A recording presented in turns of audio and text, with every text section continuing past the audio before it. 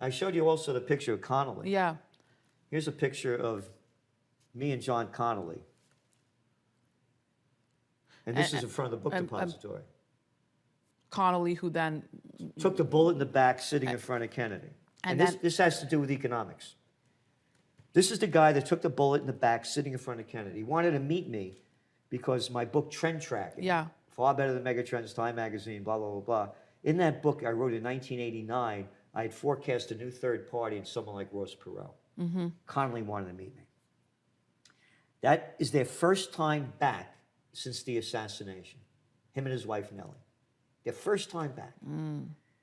And we're parked out, and that's the side of the book depository where Kennedy allegedly got shot, where RFK Jr. just said 3 weeks ago that the CIA killed his uncle and his father out of his mouth.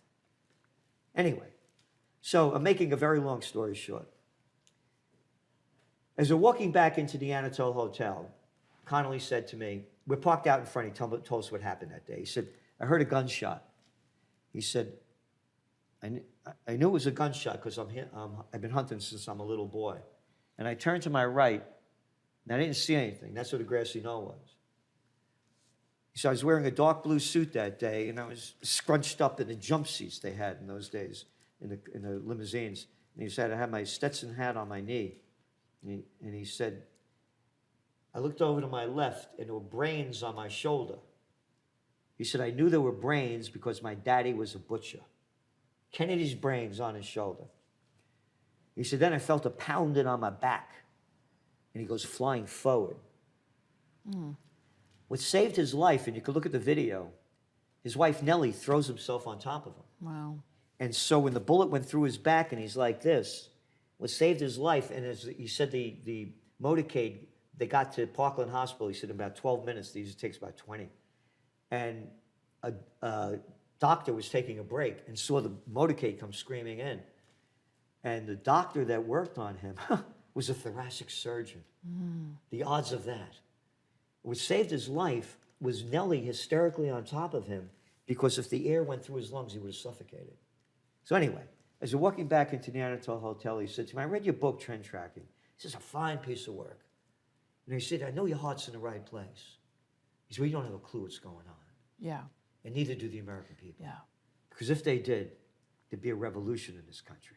That's right. This is the John Connolly that was, remember, a Democratic governor of Texas that became the Republican Secretary of State under Richard Nixon that took us off the gold standard.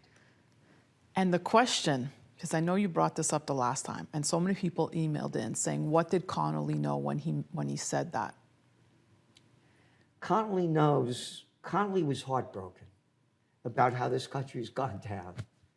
We stayed in contact. I'll tell you another part of the story. I'll show you a picture of my father, may he rest in peace. My dad worked in the shipyards during the war, and he died of asbestos poisoning. And they had him on heavy doses of prednisone, and his hands were all purplish. And I'm sitting across from Connolly in a limousine, and I look at his hands, and they're all purplish.